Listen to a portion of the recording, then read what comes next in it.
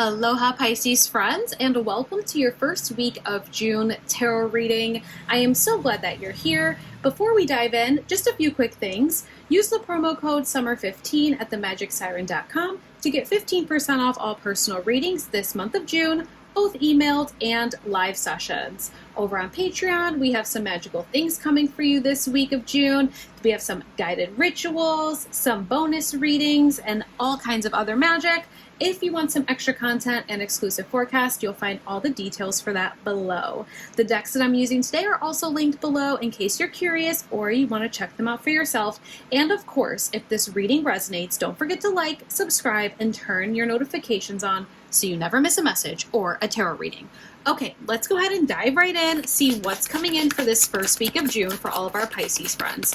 I'm asking Universe, Spirit, and Tarot to bring forth any insight, messages, or guidance for Pisces. What's coming in for this first week of June? We had a card fly off the side of the table. We have the Ten of Wands. We've seen the Ten of Wands come out quite a bit throughout our readings for this upcoming week. I think collectively we're in a position where we're kind of going through a shift in a season. We're going from one season to a new season. We have another card that flew out here. We have the Knight of Pentacles. Let's go ahead and get one more card, a nice 3-card spread, asking Universe and Spirit for one more card for Pisces. What else is going on for the month or for the week of June, this first week of June? So we have 2 cards. You have a bonus card there with the Hangman or the Hangman in reversal.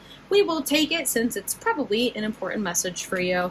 All right, we will clarify as we move through, so we'll get deeper messages, but let's talk about these ones first. So I mentioned this Ten of Wands. A lot of you have been getting this Ten of Wands. It hasn't just been Pisces. I think a lot of us collectively are going from one season in our life into a new season. There has been this sort of collective shift. If you've been feeling it, let me know down in the comments. But you are going into a new season in your life. The Ten of Wands is almost kind of like this moment of going out and harvesting all of those wands that you planted at the beginning of this previous season. So now you're being asked to take these wands back to your house over here, process them, get ready to plant some new seeds, release anything that's no longer serving you, and prepare yourself for a brand new season or a brand new chapter in your life. I like seeing that the Knight of Pentacles is coming out right after that, because there are these new seeds of intention or seeds of manifestations really kind of coming in that you can plant. I think this is long overdue for you. This Knight of Pentacles is extremely slow. You can see this horse is almost completely still, so it just comes in very, very slowly. And so there almost is kind of like this perfect divine timing for you this first week of June, Pisces. There are these new opportunities that are coming in for you to plant right as you are ending an old season, making space for these new seeds. So I really would say I would be very open to any opportunity that is offered to you this first week of June. Of course, read the fine print, but it's almost like, destiny is on your side for this week, especially with this Empress card. Look at how beautiful. You're really sitting in this place of creation, manifestation, law of attraction. The Empress card is the creator in the tarot deck, right? So she can create anything that she truly desires in this lifetime, in this realm, in her existence, as long as you believe in it, right? Now, the Empress is the most attractive card in the deck. So when we talk about attraction, of course, on the outside, you are very attractive. You are attracting people. They want to get to know you. They want to spend time with you. But you also have this attraction on the inside. And so we're being asked this first week of June to turn that attraction on. And when we turn that attraction on the inside on, we start using the law of attraction. If you are not familiar with the law of attraction, I highly recommend looking into it for this first week of June.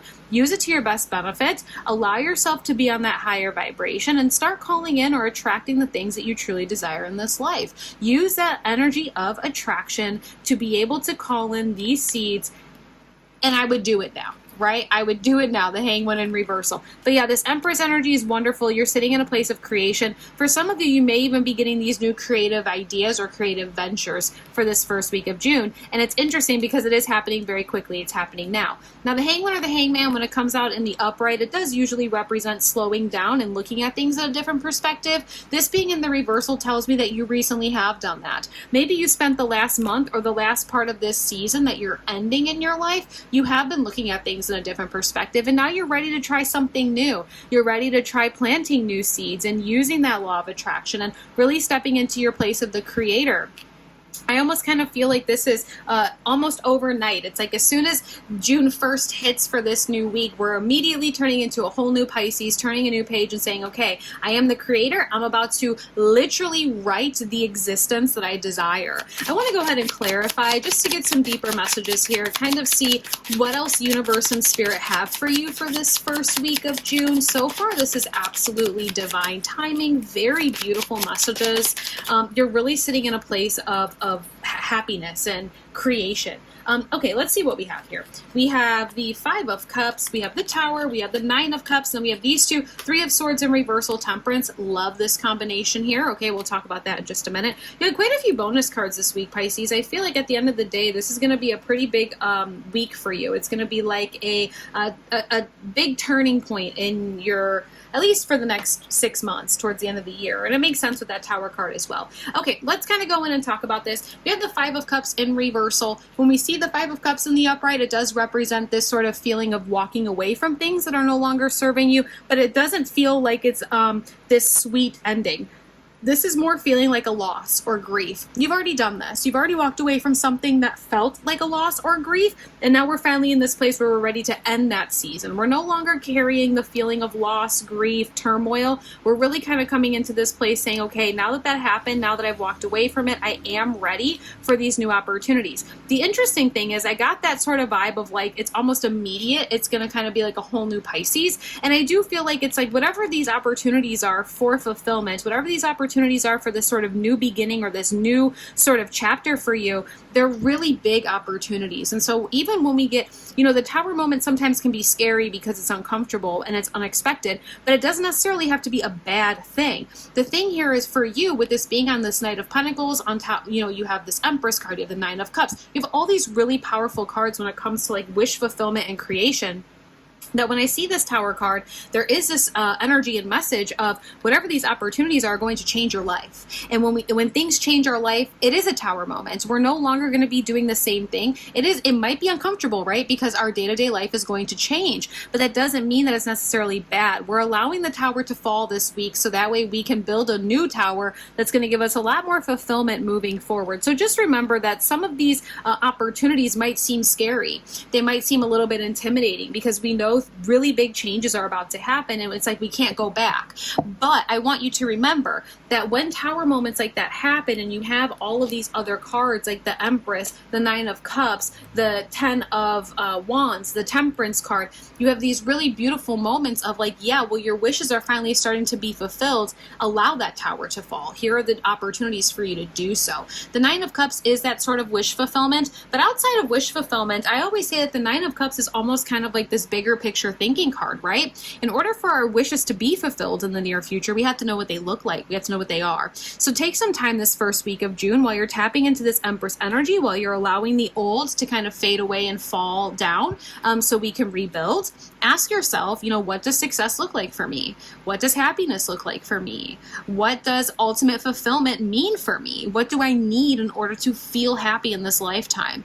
Really peg down some of those bigger picture answers to those questions so you can start moving forward and creating those things. The thing that I love the most about this reading for you, Pisces, is that you are finally moving forward and moving on from emotional difficulty and heartbreak. Now, the Three of Swords in the upright does really represent heartbreak, emotionally difficult times. It doesn't have to be a separation in love, but it can be, okay? This happened in the past, and more than likely that is attached to that Five of Cups. That Five of Cups moment was difficult emotionally to deal with and navigate, but look at where you're at now. Not only are you healing from this and you're forgiving yourself from carrying the weight of that, because again, this is a card of forgiveness, but for those of you that are new here, you're going to find out very quickly that I'm not a big fan of forgiving everybody. I don't think everyone deserves your forgiveness, but I do believe that every single person that watches deserves to forgive themselves for carrying the weight of whatever this was, right?